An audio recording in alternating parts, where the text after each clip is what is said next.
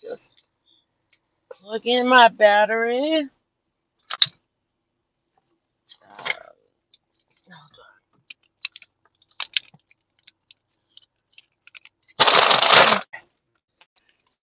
Well, I can't see because of the sun. I can see comments. How's everyone doing? Happy 4th of July. Oh,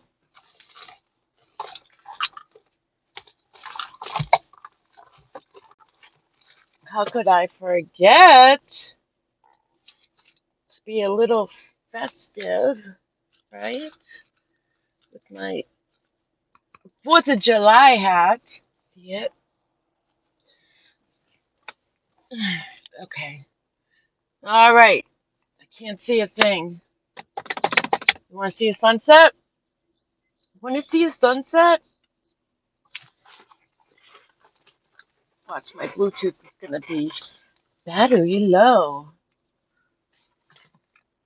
Okay. And prayers to Illinois, to that shooting, that 4th of July parade shooting. I have no more words anymore. Obviously, prayer is not enough. It keeps on happening. Tishner, Mom, hello. Yeah, I got the sun in my eye. Hold on. Let's look at the sunset. Okay. Let's try to get this. Okay.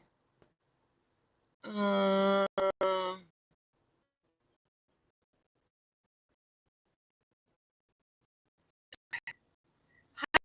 Jackie, Susie, long time Susie. What's up? What's up? Teresa, hello.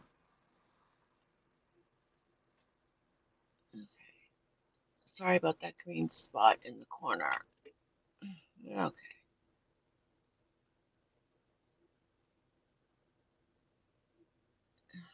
I gotta make sure I don't look at the sun so I don't blind myself. Um, so I hope everyone's having a great 4th of July. Sun doesn't set here in boring for 3 more hours. Hey, Zelda. I hope you're doing well. Well, you get to catch it here, and then you can catch it in boring. Happy 4th. We had the fireworks around where I was. Well, Boston has their fireworks tonight. It'll probably be on television. Shaka Khan is the guest singer. It's the first time in 2 years since COVID that they've opened up the Esplanade, which is right on the Charles River, which is where they have the fireworks. And it is spectacular. And when my dad had his boat, we used to go out on the river, and the fireworks would be right over us. It was so amazing. And there was one year I brought my kids to the local fireworks by car, and my daughter must have been 10. She yells out because these fireworks, one will go up, boom, another one will go up, boom. She yelled out. She had her head through the sunroof of my car. These suck. And it's like when you see spectacular fireworks that are right over you and you're on the water, there's everything seems to suck. But that was pretty funny. I was telling her, "Shh, quiet, quiet. There's people all around, and she's yelling out, they suck." So, hey Snoop.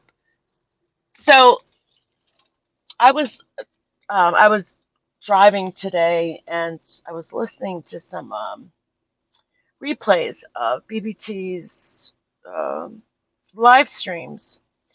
And one of them, I was listening, it was when Merb was talking about Marie Osmond and constantly putting her down. And yeah, well, whatever, but who cares, right? But what got me was her discussion about Marie adopting these children and thinking that she got her girlfriend to adopt a baby girl and how she thinks it's illegal. And maybe Marie's children, when they grow up, will write a tell all book. You know what? I was so irritated that, it's back to the 1950s, 60s, 70s mentality as if adoption is a horrible thing. Like, or we as adoptees, um, don't have a chance in life because, of the people who choose to adopt us. Just really irked me, and she wouldn't shut up about it. On and on and on and on about adopted children, and illegal adoptions. And Marie probably did. You don't know nothing about Marie Osmond's life. Nothing. It's all speculation, you know, thinking it's an illegal adoption that she helped facilitate for her girlfriend because her girlfriend wanted a girl. Well, guess what? Some people request a girl. They might not always get what they want, the sex of the baby, but it is asked, would you prefer a girl or a boy? Obviously, they don't care, but if there was a girl and a boy available, yeah, maybe they have 10 kids at home. And why not have a bunch of kids? Another thing was, adopting too many kids or having too many kids. Those are the most loving families that adopt so many children. And some of them, most often, are handicapped and older kids that nobody else wants. I don't know, Snoop. I think she was born that way. Hey, Alma, you just got home. Are you feeling better?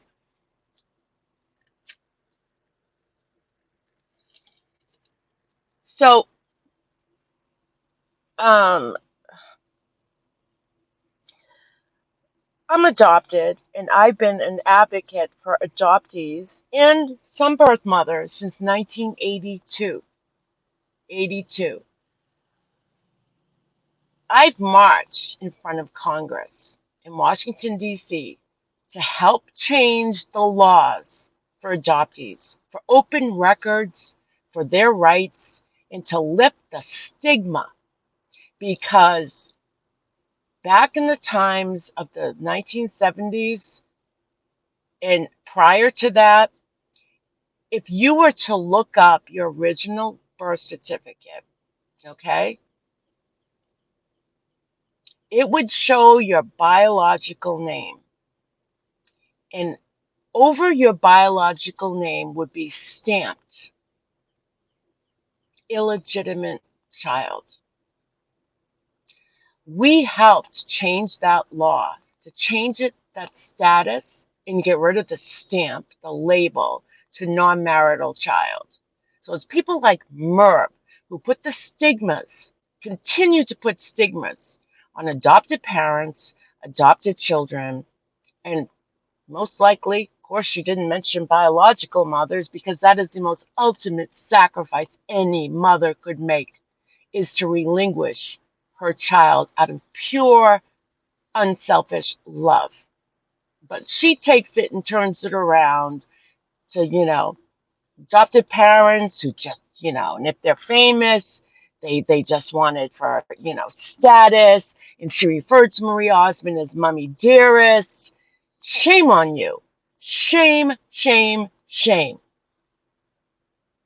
What makes you think, because you watched the movie Mummy Dearest, that you got it in your mind that all adoptive mothers and fathers are horrible people? Because I had the best life. Because if I grew up with my biological mother, I would not have had the opportunities I've had. And I thank my birth mother for that because she wanted me to have better than what she could provide for me.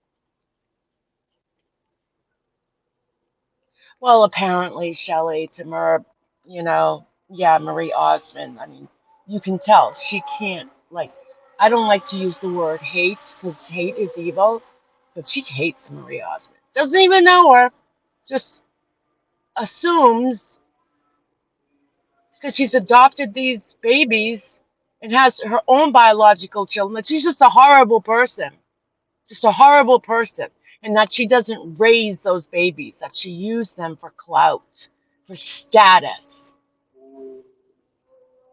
And that hurts because we, as adopted children, are not used for clout and status. That's because she watched Mommy Dearest, which was a movie which I don't know how much of it is true from her daughter, Christina, but you're taking one person's experience, and you just assume that every adopted child or adopted parent is the same as Mommy Dearest, and that's not true. I gotta stop looking at the sun so I can read my comments. I'm seeing spots. I gotta give my eyes a second. Another thing I want to make clear, because I think it's great that BBT has opened up her channel, right? For all of Merv's victims, I've never been a victim of Merv. Thank God. Thank God. I got out a long time ago because I saw the red flags. I'm like, I can't deal with this lady. I got out right after, and I didn't much. Anyway, I got right out after she lost her channel or her monetization, and she wanted everyone to sign the petition and go over to YouTube, Twitter, and get her monetization back. And I supported her through that. But then after that, I was just like, I didn't know her that well. And then I saw her for who she was, and I just unsubscribed and never looked back. Sorry, I see comments, but I have spots in my eyes. Um, Merb thinks that BBT's channel is to get her pissed off, is to get her pissed off. And I'm going to say something. That is not why BBT does her channel. And I'll say it again. Because it's a place for people to come and gather and speak of their experiences with Merb. Because they had nowhere to land, to speak out. Because Merb shut them up. She kicked them out and shut them out. And she told lies, and she made many, many people's lives living hell. A living hell. She's been wrongfully accusing people of horrible, horrible things that Merp claims has happened to her. And I think we're at the point where Merb has shown no proof of her accusations. None. None, none, none. But yet, people, BBT, and lots of other people have come with proof of Merb's actions. So it is a place for people to have a voice. So Merb can twist it all she wants because that's what narcissists do, right? They twist things and think, well, if I just ignore them and pray for them, because now it's spinning the religion, God, Jesus aspect on it all, I'm the better person. Well, guess what, Merb? You can spin it all you want, but we're not doing this for your attention. We're not. You might want to think so and flatter yourself, go for it. But we're not doing this for your attention. Look at the sky. Oh my goodness, is that beautiful? And I'm so tired of her using Sandra Ruzek. First of all, when you mention Sandra, why are you mentioning her last name all the time? Why? For clout? Some kind of status thing? That you've got Sandra Ruzek as a sub? Why not just call her Sandy? Every single time. Oh, and my friend Sandra Ruzek. Oh, and my friend Sandra Ruzek. And we did this, and she's got that. And Sandra Ruzek, Sandra Ruzek, Sandra Ruzek. What's wrong with just Sandy? What's wrong with that?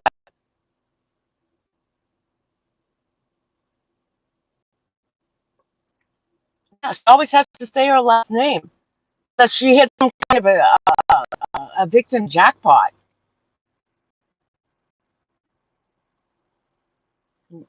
Most of us creators, when we get to know our subs, we call them by their first names if they have two names. Call them by their first names. I don't go through the whole name most of the time, but she has to use it as if, hey, everybody, look who I've got in my channel. I've got Sandra Rozek, and you don't. You see how that works? But yet her channel's still tanking. Still tanking.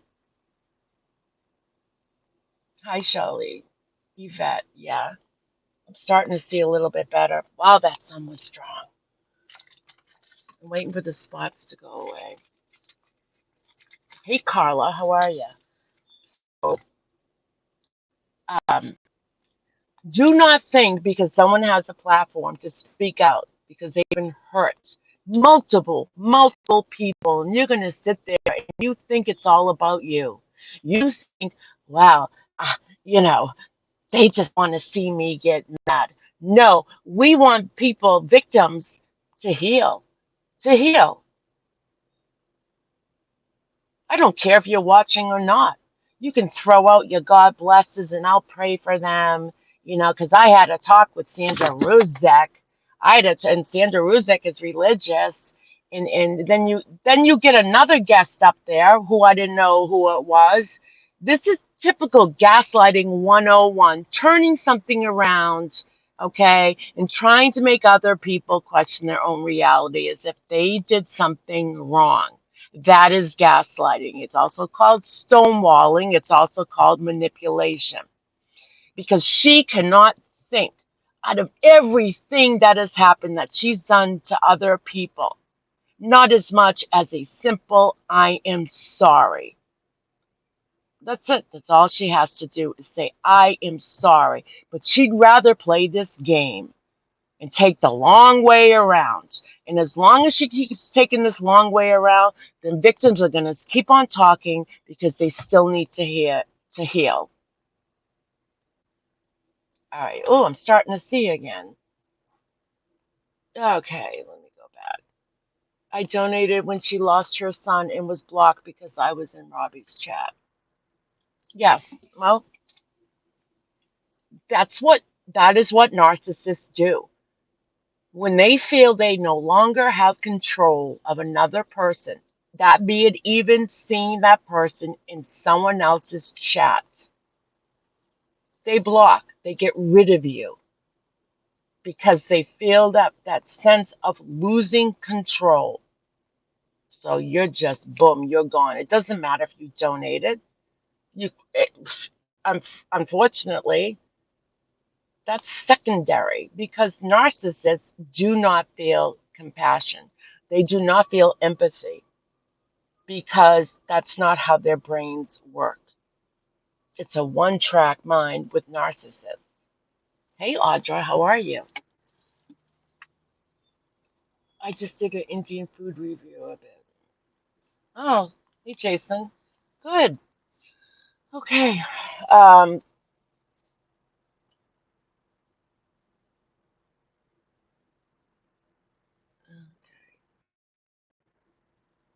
Elma called me by my full name. Yeah. Oh, Audra, I'm so sorry. It was horrible. Horrible.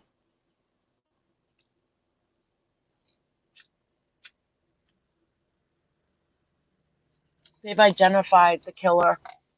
He looks like a real weirdo. He's got that gang tattoo that symbolizes a gun. I forget what it is. I don't think it's a teardrop. Maybe I don't know. But he's got facial tattoos. He's really creepy looking. They've already put a picture of him out there. They've identified his vehicle, license plate, DM something something something, and a bunch of numbers.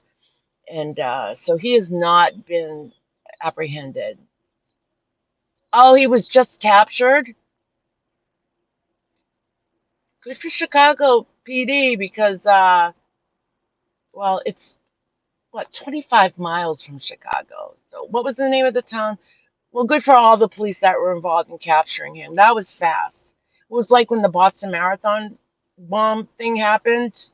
It was like the whole state came together, all, law enforcement, people, and we just made those two bombers. we made their world smaller and smaller and smaller until they were captured. After his brother ran over his own brother.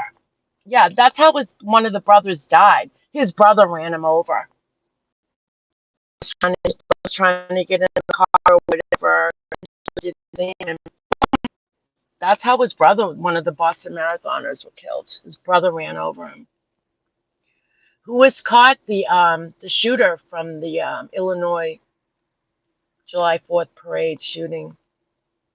He was up on a roof. There was an unattended ladder, and I guess he had access and used the ladder to get to the roof. And basically, they described the spectators as sitting ducks, and he used a high-powered rifle.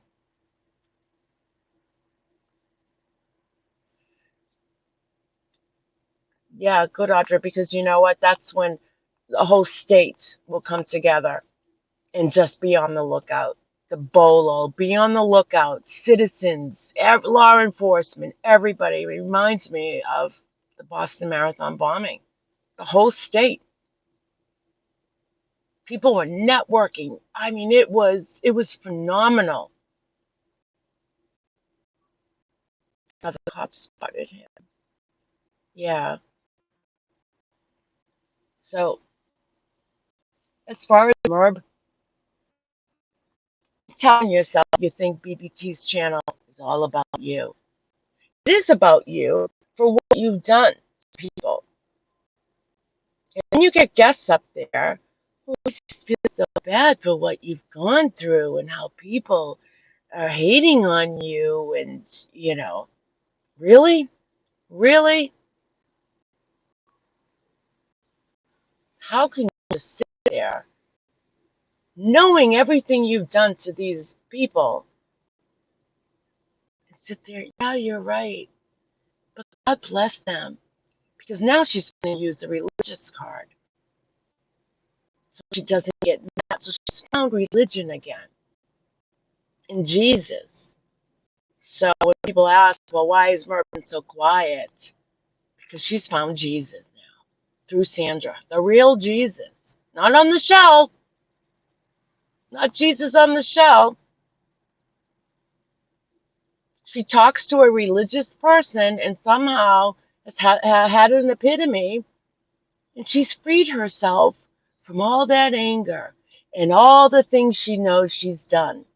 You know, Catholics, you can screw up and go to church, go to confession, ask the priest, tell him you killed somebody, you stole something, you really betrayed your friendships, your family. And all the priest says is, I absolve you of your sins, say 10 Hail Marys and 15 Our Fathers, and you're good. The slate is cleaned. That's the mentality that Merb has. Not to do better, but that's just her mentality. Because that's how Catholics are raised. You can do anything you want. Just go to confession, go see Father Murphy, and he'll bless you in the name of the Father, Son, Holy Ghost. And then you're good. Let's wipe the slate clean. As long as you say those prayers, you're good. And you go out to the altar and you bum, bum, bum, bum, bum, bum, bum, bum, bum, bum. You knock those prayers off and you feel that sense of, the priest forgave me. So I can now go back out there and start more shit, and I'll just go to confession again.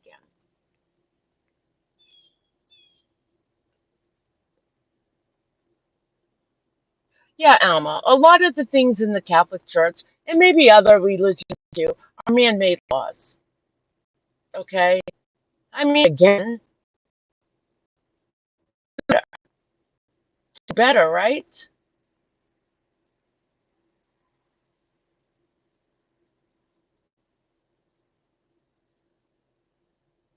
I mean, the Catholic Church, years ago, couldn't go to, communion if you had an abortion, if you were divorced. Jesus didn't say that. I don't think he said that. No, it was a man-made law through the archdiocese or whoever that created that stupid thing that you were not worthy enough of receiving communion if you had an abortion or if you were divorced. That was not from the Bible. That was from a man-made law. And I used to tell my friends that would go to church, I go, don't you dare sit down and opt out for your communion. You get your ass up and you get out there and you receive communion. It's called, is it a sacrament? Kathy, I'm excommunicated for being a birth mother. Yeah, yeah. My birth mother is Jewish. Listen to this. She had me in a home that was run by nuns, Catholic Charities. As a Jew, she told her she had to go to confession because she committed a sin. She committed a sin. So there's the Catholic nuns. I have the paperwork. You know how they keep medical records or whatever? I have like a diary the nuns kept of my birth mother's stay there. I should read it one day. It is horrible how they treated people. Made my mother, a Jew, go to confession in front of a priest because she had sinned. Mm. Yeah, that's true, Alma. Yeah, sure, if you're gay, you couldn't receive. You couldn't even enter the church if you were gay. You could probably go in there if you had an abortion or were divorced, you just couldn't receive communion. But if you were gay, they didn't even want you near the doorknob to that church.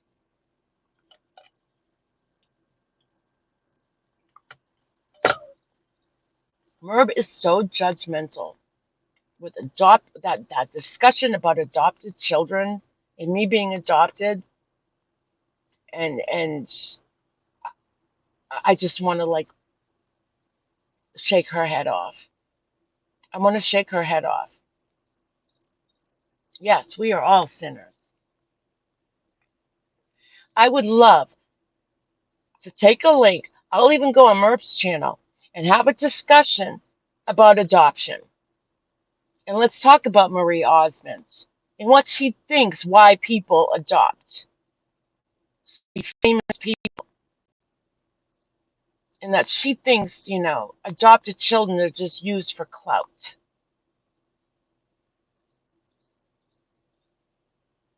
Merv Griffin, no, Merv. Mummy Ramblings blog. I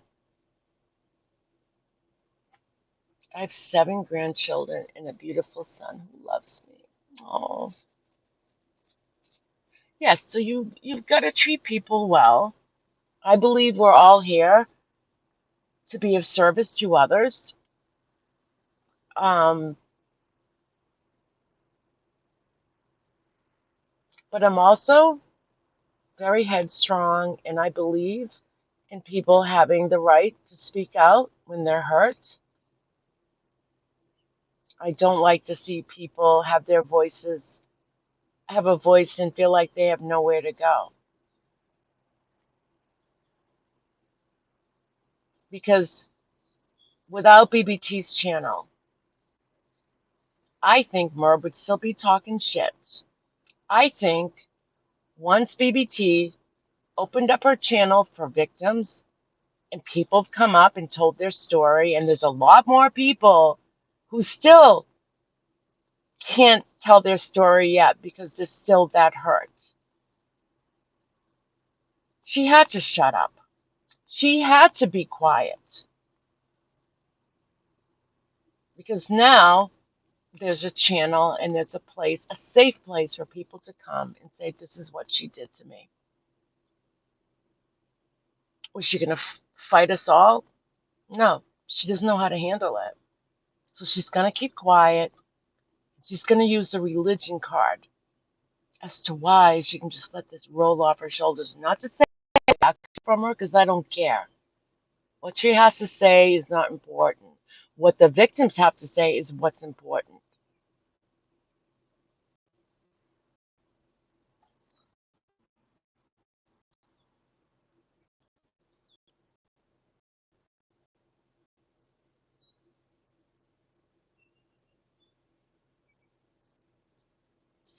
Zelda, I spent 7 months in Booth Memorial Hospital for unwed mothers with shame beyond shame. I was something. Oh, okay. You were assaulted. I didn't ask for that. I'm sorry, Zelda. And even for the mothers who weren't assaulted, it was that same shame. I'm sure for rape victims, it was more, a lot more. But what I'm saying is, even for birth mothers who got pregnant from their partner, I remember my birth mother telling me, I remember I've got the paperwork at home. It's in a box, and it was the whole stay of my mom's time in this home, and it was written by nuns, like like a daily narrative or a weekly narrative on how my birth mother was doing. And then shortly, they also was interesting. After I was born, I was in foster care. I wasn't placed right away, and I remember they wrote, "Baby is pretty, lifeless." Um, Pretty baby, but lifeless. I was sick. I was very sick when I was born. As to why I wasn't adopted right away. And they didn't know what was wrong. And the nuns wrote it. I got the paperwork questioning mental retardation with me because at 4 months or whatever month the baby lifts their neck, their head up, I couldn't do it. So they were questioning mental retardation for me.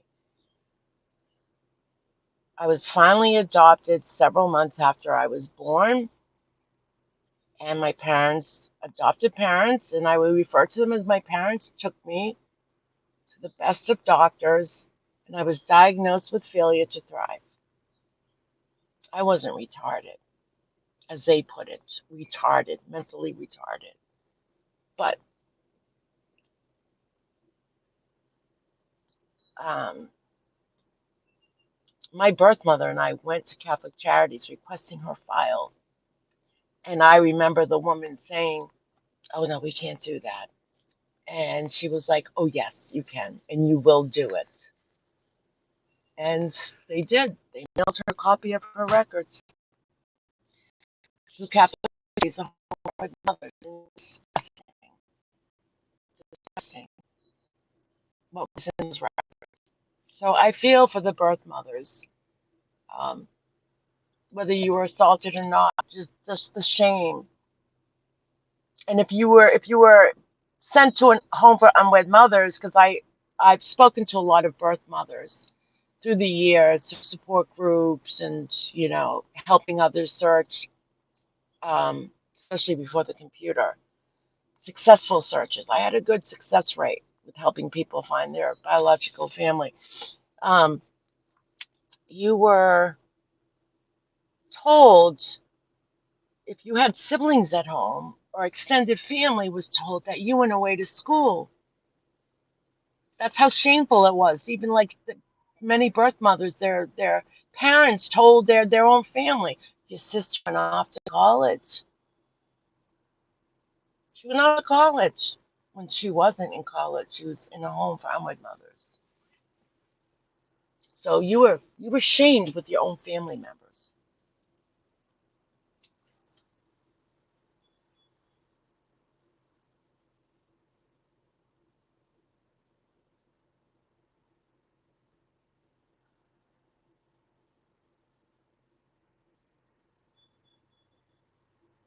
We opened up our hearts and homes for two girls pulling the Holy Mary Jesus card will bring her serious judgment by God. Yeah, yeah, Zelda, playing the religious card. You know, you just don't turn off like that. You just don't turn off like that. She's defeated. It's called being defeated.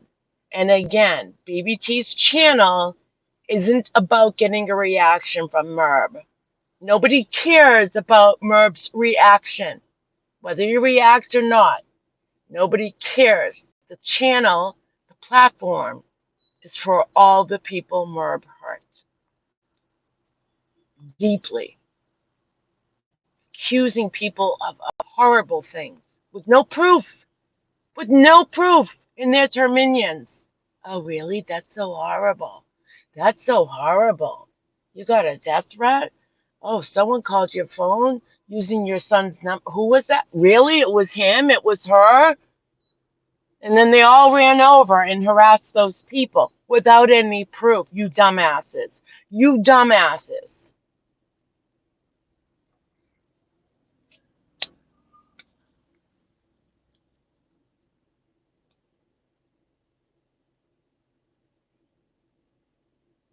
Elma, what's wrong with your puss?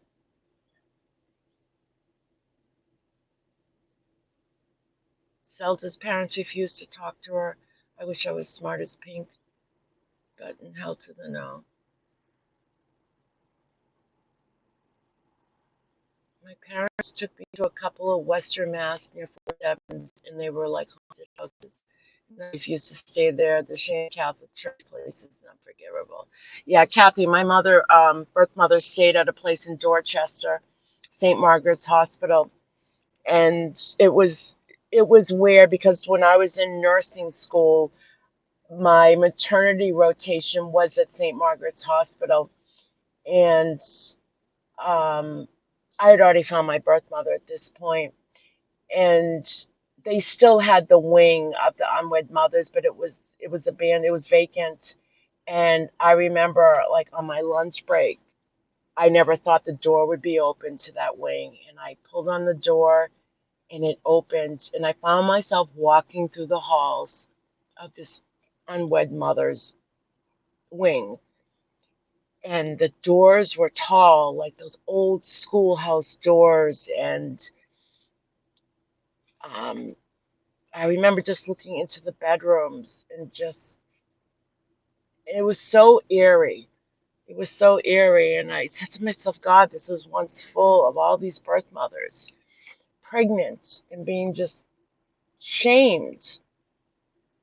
And so it was strange. But yeah, Chester, St. Mark's. It was in like a neighborhood. It still is. It's a shelter now for women, but it's no longer a hospital.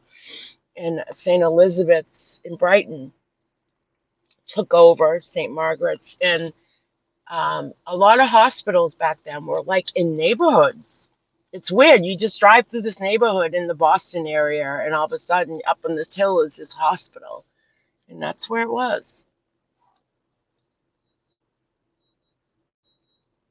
Alma,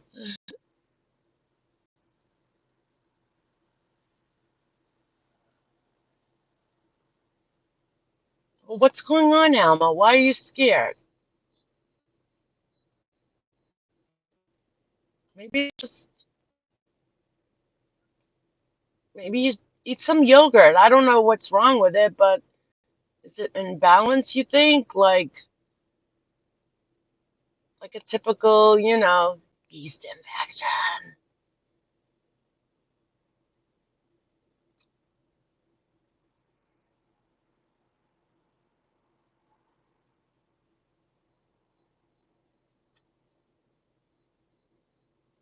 So I hope too for all the birth mothers that you have found healing and have found some grace through through all this time, knowing that God is a loving God and never judged you. It was man that did this. It was man that did this, that made women to feel like they were nothing. The miracle of life, think about it. The miracle of life. And these women were ridiculed, hidden away. It just, and it wasn't that long ago. We're not talking hundreds of years ago. We're talking the 50s and the 60s when I don't know what happened prior to that, the 40s. I think a lot of people just had their babies at home and didn't say anything. I think I read somewhere about that, but then when it came to the 50s and 60s, the culture changed. I'm sure a lot of things changed. Women, you know, during the 60s, there was, a revolution of, feminism and women wanting to get their, you know, be out there getting jobs. So the culture changed. But also what changed was women who were single who got pregnant um, were shamed, openly shamed too, where, you know, if you talk to your neighbor and, oh, did you hear, did you hear so and so? She was sent away, she had a baby. Oh my God. Like, it's so sad. The tincture of time. Absolutely, Kathy. Absolutely. That's a powerful comment. Alma, are you constipated?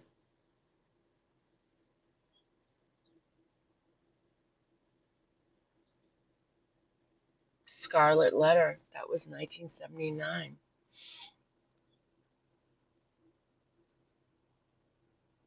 So I hope with time, yeah, that you have found healing.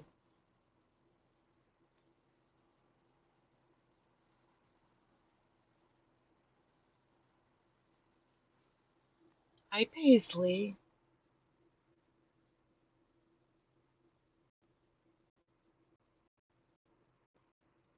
Elmer, I wish I knew exactly what was going on so I could kind of guide you in the right direction. But whatever it is, yeah, maybe you should be seen. So, yeah, I just wanted to make that clear that BBT's channel, you know, Merb's getting people up on her panel was falling for her bullshit of how she's the victim. And again, my thoughts on why she went quiet is because since BBT started her channel letting people speak, and I don't think Merv has it in her to fight anymore. Because, like I said, prior to BBT's channel, she could say anything, and there weren't any clip channels. I don't think there was, maybe once in a while, but there was no backlash, there was no outrage, and now there is. What is she gonna do? What is she gonna do? It would be nice if she apologizes.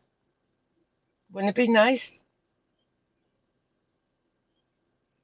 Because I would think if Merv was ever hurt by somebody, which narcissists don't hurt, that I think an apology would feel good, right, Merv? Right? When you get hurt? But enough of the games, enough of the accusations that are unfounded, unproven, no receipts, no receipts, nothing, nothing. You think your words have power, but they don't, because the truth will rise, and the truth has been rising. So your words mean nothing anymore. Nothing.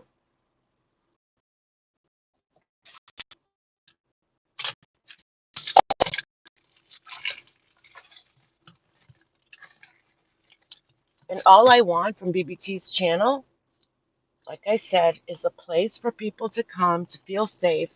And it's amazing because BBT can get 150, 160, 70 people in her chat night after night after night, and nobody fights. Nobody fights. There's nobody going after anybody. They're sharing their aggravation. If you think it's bullying, Herb, they're sharing what they're failing, and they're angry, and they have every right to be. So don't get that confused with bullying, okay? You hurt them.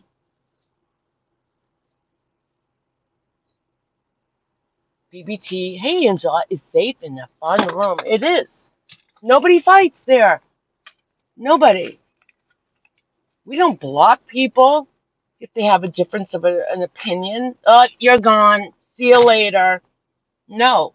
We adults, we work it out. We respect each other for if we have a different opinion. If someone were to come in here and say, I love Merv though, and that's fine. That's fine. We're not going to block you or kick you out and say, oh, you're a Merv supporter, get out of here. Everyone is welcome. And look how many people have left Merv's channel. What does that tell you? What does that tell you? What is she going to say? She's not going to talk about it. She's got nothing to say anymore. She can't. Nothing will fix it anymore. As a creator, you are what you create. You cannot blame the algorithms. You cannot blame other people on other people's channels. I've seen the same thing. Who? What other channels are tanking?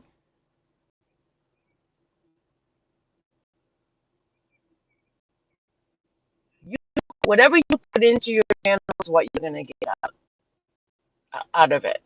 It's not what anyone else does or what you think, because there's a channel out there. It's making my channel think, oh no. No, no, no, no.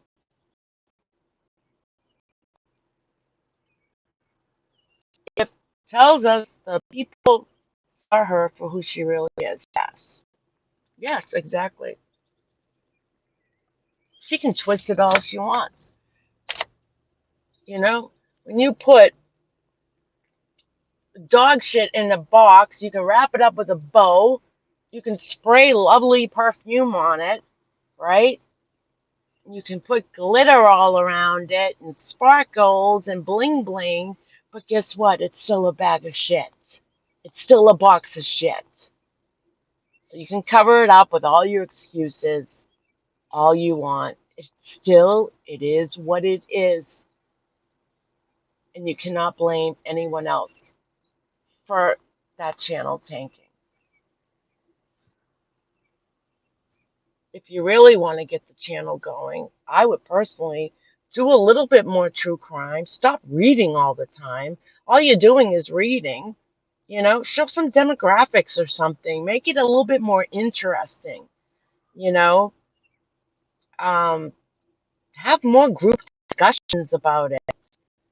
Start taking your earnings, super chats, if you get any, and donate a portion of them to like the DNA funds out there, the Center for Missing and Exploited Children. You got to start showing a little integrity, and I think that might help your channel grow. And I think you really should take the crafts and put it somewhere else. Pink, you help to grow a channel? I'm just saying, from one creator to another, we tend to should be supporting each other. A lot of people don't like criticism, right? That's my Look at your algorithms. Look at what the engagement. You know how to read the algorithms, right? The engagement, how long people stay, at what point they drop off. You just trying to help you and say, hey, look at this is what you got to work on. YouTube doesn't come in and say, oh, the Hell to the No channel is causing your subscribers to go down or your views to go down. No, it's all on you, Merv. It's all on the creator, not other people that make your channel go up or down. Did you guys see my community post of Hank, the dog we're fostering? He's so cute. He's 15 years old. He doesn't look it right. Like he gets around and he's got a good appetite, goes for walks. Elmer, I hope you feel better. Just go to the doctor. I had endometriosis. It was awful. I ended up having surgery. I'm like, the hell with this. I suffered with that for years. Once I had my ovaries out, gone, gone. I had no more migraines. I had no more abdominal pains. No more bouts of number two. That was so bad. Like I would have a burst cyst on an ovary, and then I'd get fluid in my abdomen, which would irritate my colon, and then I would have a stomach ache for like a half hour. I mean, it was the hot sweats from the cramps. It was awful. At least go to the ER, Get something for pain. They're not taking your puss away. I'm just saying, just to help them take the ovaries out. A lot of women who get migraines, it's hormonal. And it was for me. It was hormonal. I went to neurologist and I've had these migraines and no one could figure it out. And then I found out I had endometriosis. The minute my ovaries were taken, I think I've had one, maybe two migraines in 10 years. I don't even get headaches. You're 44. Hmm. Well, freeze your eggs. Save the eggs.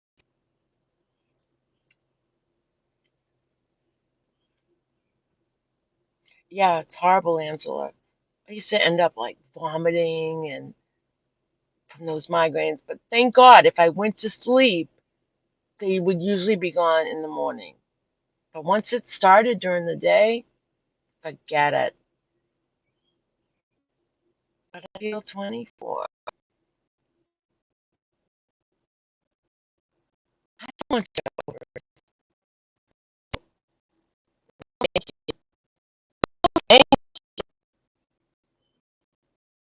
in my 50s and have over.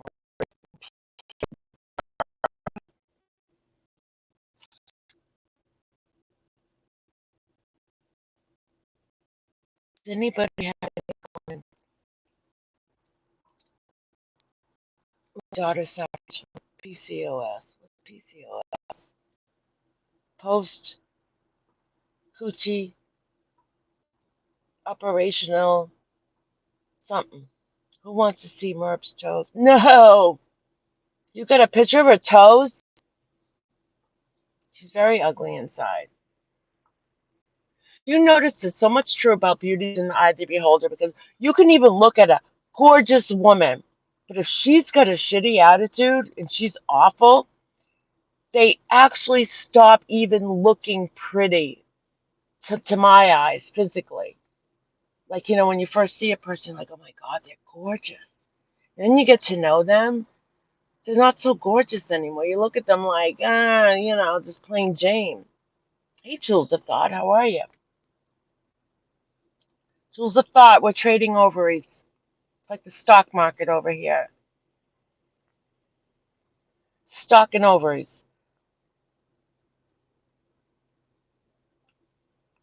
I got good looking toes, I think. Not that I'm ever going to show them to you, but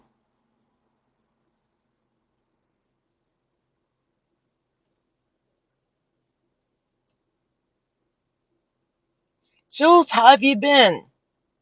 Jules, I saw a little bit of your replay on Johnny Depp, Disney wanting him back. Very interesting. I wonder if they're going to offer him $300 million. I wonder if Johnny will take it. He's offered more, $1 more. Alma, you got his feet? Wow. My third toes are the longest. Oh, interesting. Wonder what that means. Usually it's the second toe that people, what do they say? That's a sign of beauty. If your second toe is longer than your first. Alma has perfect toes. Perfect. No bunion. No start of a bunion. I think he would take it in a heartbeat as long as they gave him full artistic control. I don't think we're going to know either. Because, like you said, he's a very private person. But I also think that Disney knows, especially where he won the defamation suit, they are going to make bank on Pirate 6 if Johnny's in it. Bank. The biggest bank ever for these Disney films because of the trial. I think Johnny has the balls in his court 100%. 100%. But it's really sad that that's what it took for Disney to basically ask for him to come back. I hope they apologize. Like, not just, I'm sorry, but really give him great recognition. And I think all the Disney producers, directors need to kiss Johnny's feet, literally, and his ass while when they go to stand up.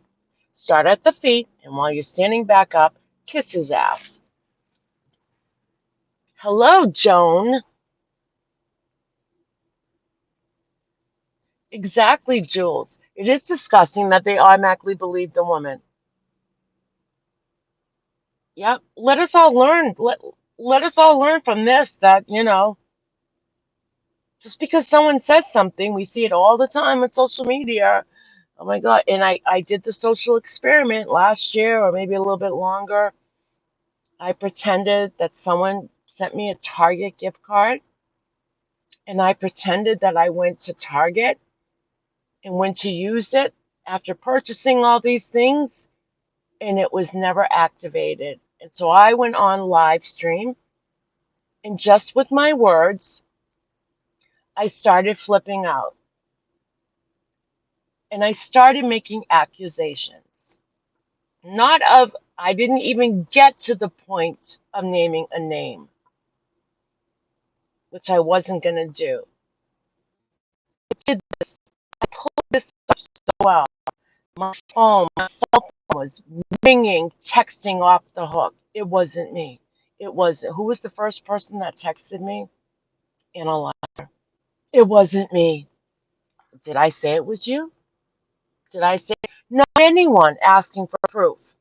Not anybody. They just assumed I was telling the truth. People were going crazy. And I was getting people flying into my room. Oh my God. And I'm like, you mother effer, whoever did this to me, I'm sick of these games on YouTube and blah, blah, blah. And how dare you? And I know exactly who did this. And people were, not me, it wasn't me. Like, you know, and they believed it. They believed every word I said, from going to Target to shopping to getting up to the register to putting my card in, saying card not activated. Hey, Aunt Timon, isn't it? Yeah, it was my social experiment. Yep. People were starting to get paranoid, because the fingers were, because I didn't name one person. Everyone felt that, I was accusing them, even though I didn't have to mention their name. So can you imagine if I mentioned their name? If I just came up with a name, what that person would be going through over my words? They'd start harassing that person. How dare you send Pink a card that's not activated? How dare you do that? And all I had to do was drop a name. That's it. I didn't, because I don't want that person to go through that on my social experiment. But that's how fast gossip and wrongful accusations travel. That fast. I couldn't keep up with it. I had to end it because it was getting that crazy. I had to just tell everyone, calm down. This is fake. This is a social experiment.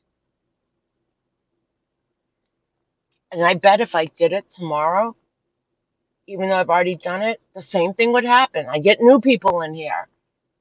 Or maybe even the people that were in my first one, still believing.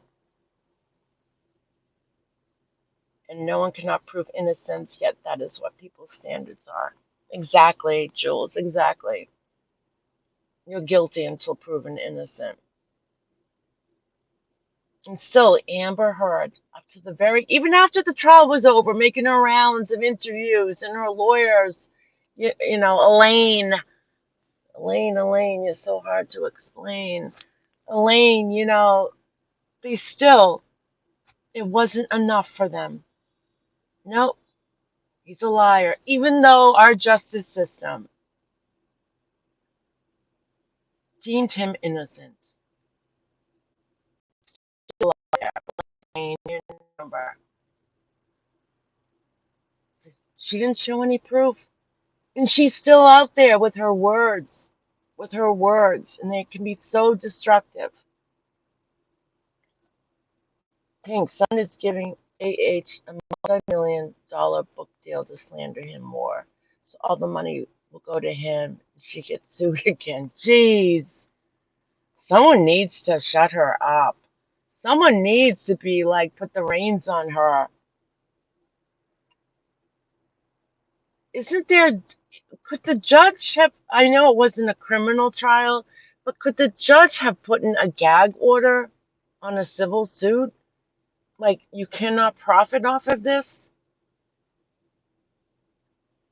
or anything relating to accusations of domestic abuse?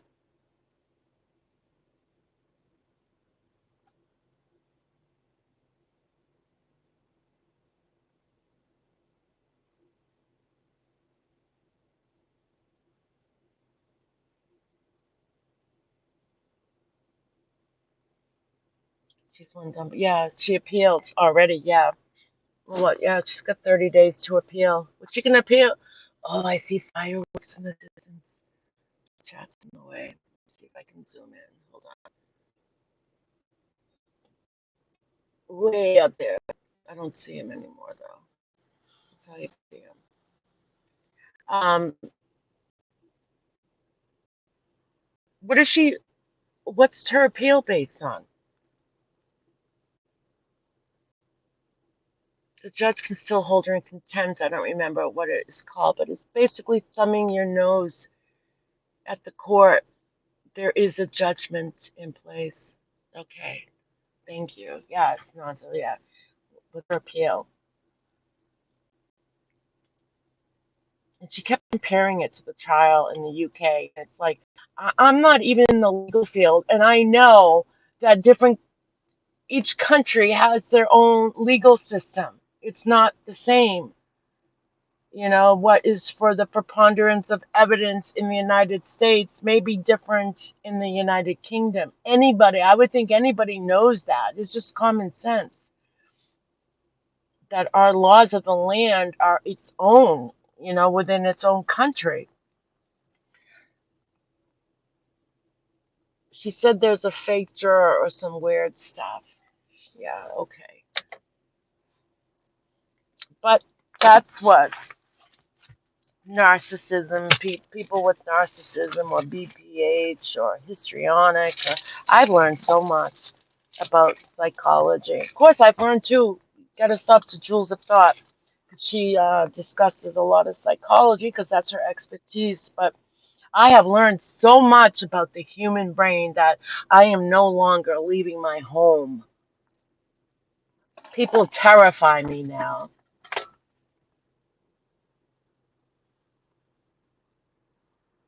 Thanks, Jules of Thought. I'm terrified. The more I know people, the more I get, know what's out there. No, I'm only kidding. I still go out. But I'm a little bit more cautious. I really am of people. Like if I see someone like acting really like out of control or whatever, I'd be the first to go up to them and be like, "Hey, let's talk about this. Let's come to even a stranger, I remember this couple fighting in the market, this elderly couple, and they were just going at it. And, I went up to him and I said, "Do you love your wife?" "Yeah." She's like, "Do you love your husband?" "Yeah." I go, "What are you fighting for?" And I was just started talking. Now it's like, you know what? You people are on your own. I'm not getting involved with anyone anymore. Nope. It was that this couple was just like, and I just looked at them and I'm like, come on, you know, let's just love one another. Because I remember saying to them, we're not promised tomorrow. What if you fight with your wife? And what if she doesn't wake up tonight? You know, they're like, yeah, you're right. And that, they probably went out to the car and just continued. Who knows? Yeah, don't even smile at people anymore. Yeah, there's too much violence out there. You look at someone the wrong way, and now they're like, you know, gonna take out their weapons or. And ladies, here's a good trick. If you're ever being followed in your vehicle, Never, ever, ever, ever pull over. Never. I don't care if it's even a cop looking car. You drive, get your GPS on, ask Siri, nearest police station or police station nearest to me. You drive right to the police station. Because it happened to me once. I was being followed, and this guy had a light in his car, like a cop light. And it was the scariest thing. And it was on a turnpike, the Massachusetts Turnpike. I immediately got off and drove right to the state police. And I found out a couple of days, the next day on the news, or the couple days later, there was a guy going around pulling a woman over pretending to be a cop. So I don't think anyone got hurt, but yeah. So always just, of course, you can call 911, but while you're doing that, you want to drive to the safest place you can drive to is a police station. Usually, if someone's following you and they see you pull into a police station, they keep going straight. You told Merb?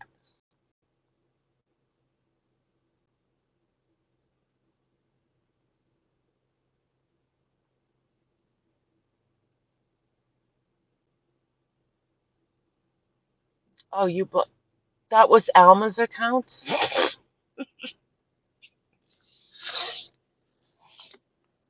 Alma, you're causing trouble in here.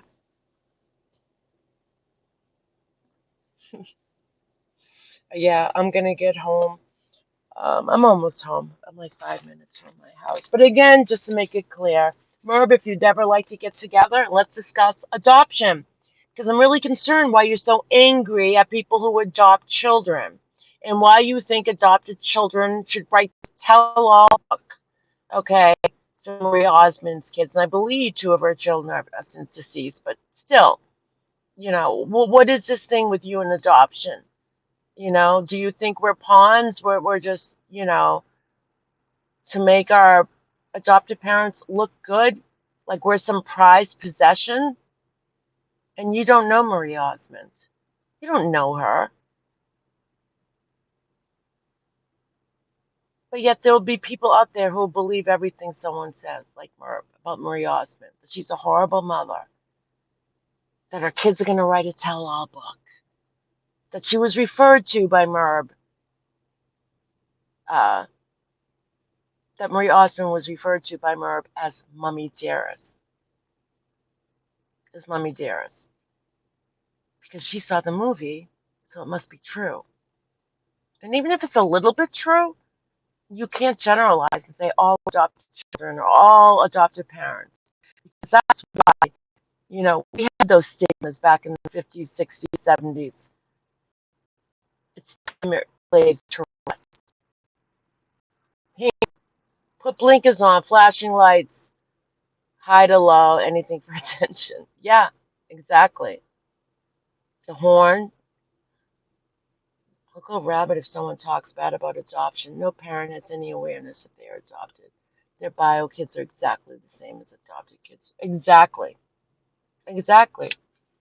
And plus, when we're growing up, why is it everyone else is obsessed with adopted kids when ourselves as adopted children don't even think twice about it when we're growing up? That's the people who are raising us are our parents. To me, the parents, the people who adopted me are my real parents because they raised me. My parent, the woman who relinquished me is my biological mother.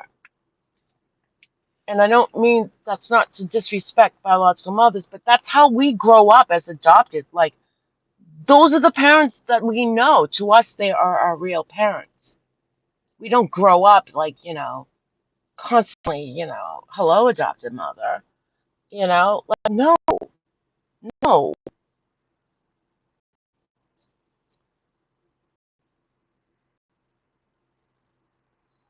Adopted children are treated exactly as a biological children would be.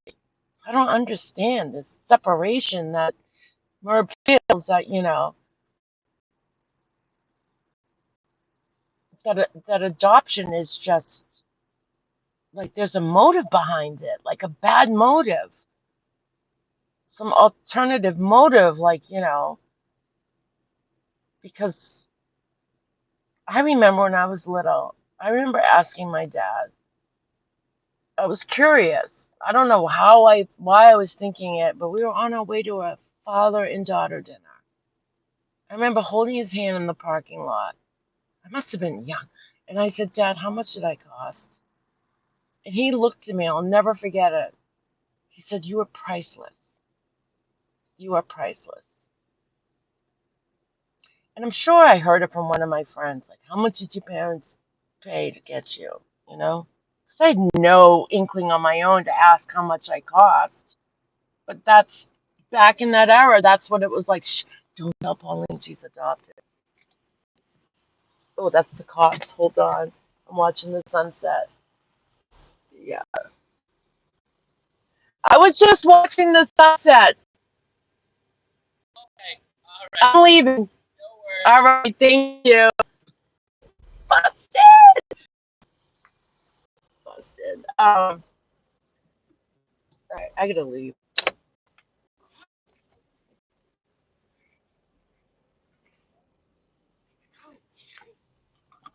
See what happens when I'm talking too much? He was a good cop. So, yeah, I asked my dad, how much did I cost? He goes, you're priceless. And I'll never forget that. I was holding his hand. I had to be like 7, oh, this bunny rabbit, 7 years old. I was tiny. So, all right, listen, you guys. I don't know if BBT's going live tonight. Oh my God, I can't see. Um, I'll try to come up. I have not been home since this morning, so I don't. And check my community page. I put a picture of Hank, the dog that we're fostering, senior dog, while his mother, his owner, she's a disabled woman, handicapped, and she got kicked out of her house uh, because when her father died, she didn't realize her father took out a reverse mortgage, and she's been fighting to keep the house that she grew up in. And her time was not supposed to be up yet.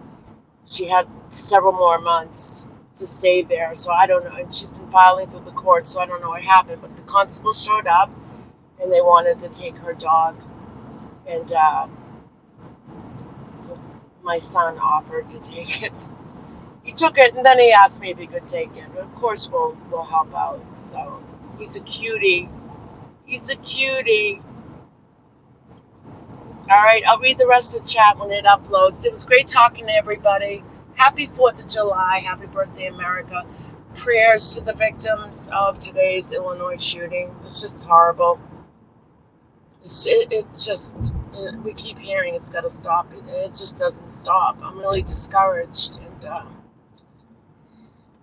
And I do know of one child that was killed in that shooting. I think he was like 6 years old. And those assault rifles um, will obliterate you. They're very powerful, powerful bullets. And, so prayers to those families. And Merb, please don't think that BB's channel is about you and that we're looking for a reaction. No, it's about the victims. People can talk. Don't flatter yourself. You can use any religious card you want. I'm just not going to react. We're not looking for a reaction, okay? Don't flatter yourself. If you want to use your religious card and think, but isn't it ironic? Ever since BBT opened up her panel for victims, you became quiet. Because what can you say? Because everybody is finally coming forward and speaking their truth and showing their truth. And you can't. So you're defeated. You lost. So maybe we don't even need an apology at this point. We'll never get it. All right, everyone. Much love. Thanks, everyone, for coming in. All right, and we'll talk soon. All right. Good night.